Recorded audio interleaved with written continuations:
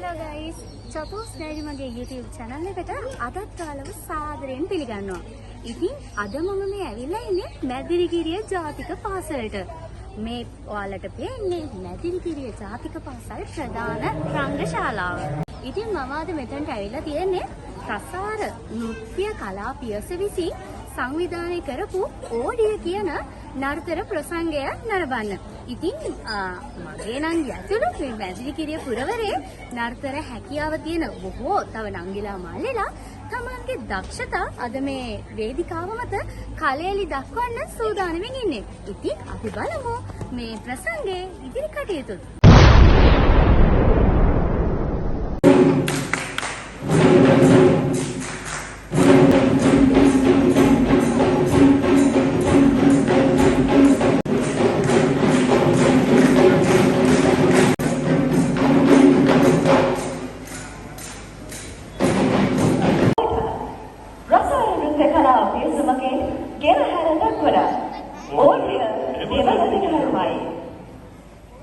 සෞන්දර්යාත්මක වින්දනයක් උත්පාදනය වන්නා වූ සකල කලාවන් අතර නාට්‍යයේ හිමිවන්නේ සුවිශේෂ ස්ථානය. නාට්‍ය කලා අපේක්ෂණෝ සම්පූර්ණ නාට්‍ය මුල් කරගන්නේ දාස ගෝදරෝන්ගේ නර්තනය කියා ඔප්පු කරන නර්තන දක්ෂතාවක්.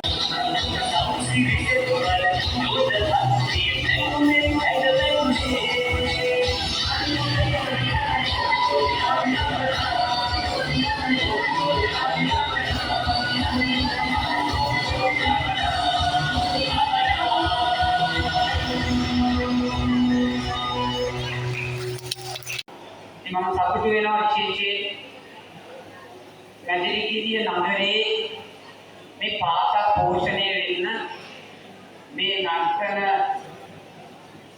ප්‍රසංග කොයිතරම් හේතු වෙනවද කියන එක අපි සිහින්ම දකිනවා.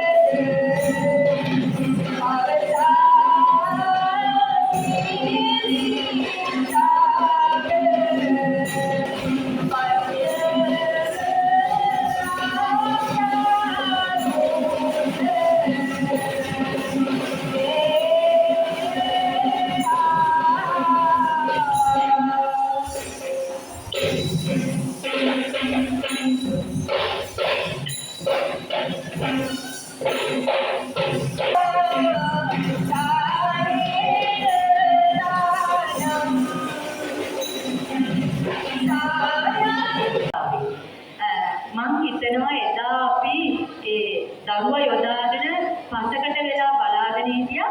අද ඔහු කරපු විශාල නිර්මාණ ප්‍රේක්ෂකයෙක් විදියට ගුරුවරයෙක් විදියට ඉතාම රසවත් ආකාරයට මෙතන ඉඳගෙන රස විඳිනවා.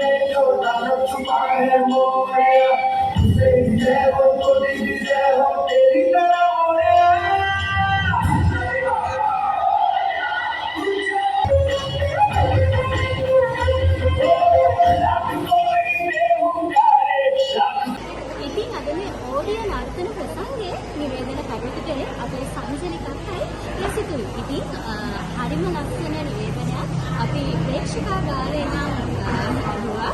ඉතින් මේ වැඩසටහන පිළිබඳ මම කැමති ඔබ දෙපළගේ අදහස් දැනගන්න.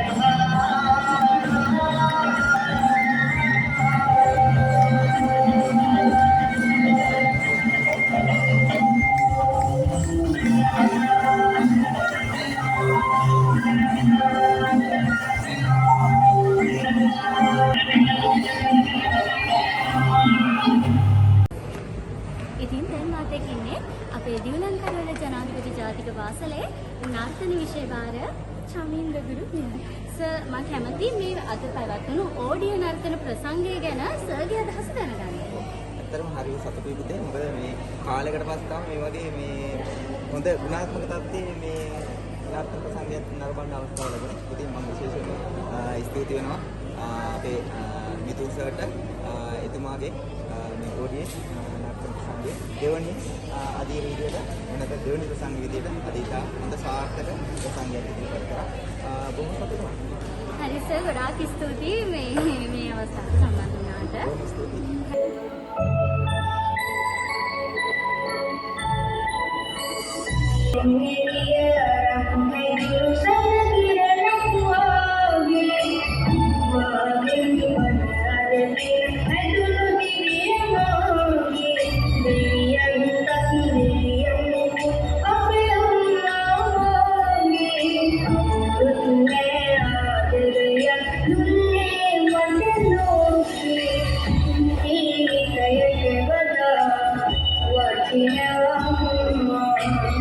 May